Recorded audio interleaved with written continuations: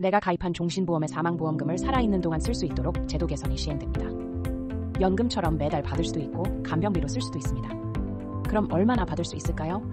내가 낸 보험료보다 손해를 보진 않을까요? 오늘은 종신보험 사망보험금 유동화 제도의 핵심을 빠르게 알아보겠습니다.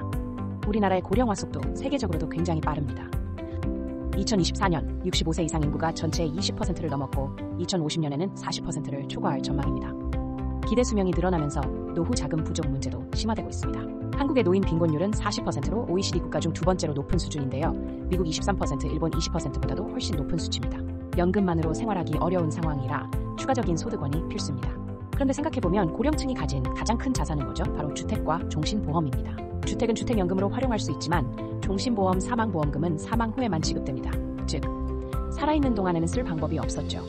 이걸 개선하기 위해 이제 사망보험금을 간병비나 생활비 등으로 활용할 수 있도록 유동화 제도가 도입됩니다. 하지만 모든 종신보험이 해당되는 건 아닙니다.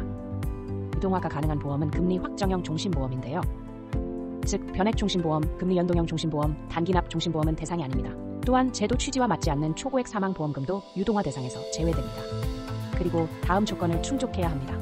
10년 이상 계약을 유지하고 5년 이상 보험료를 납입했으며 보험 약관 대출이 없어야 합니다. 그럼 돈은 어떻게 받을까요? 방식은 두 가지입니다. 첫 번째, 연금형입니다. 사망보험금의 최대 90%까지 정해진 기간 동안 매월 연금처럼 받을 수 있는 방식입니다. 예를 들어 매월 15만 7천 원의 보험료를 20년 동안 3,624만 원을 냈고 사망보험금이 1억 원이라면 1,000만 원을 제외한 나머지 금액을 연금으로 나눠 받을 수 있습니다.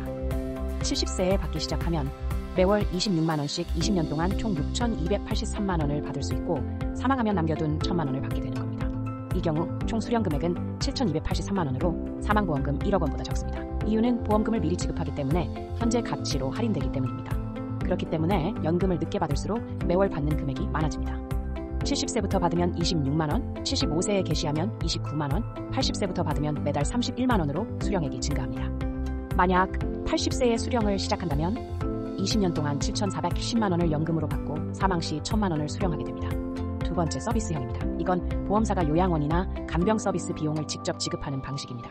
아직 보험사들이 개발 중이지만 요양시설 이용료나 간병인 비용을 대신 내주는 형태가 될 예정입니다.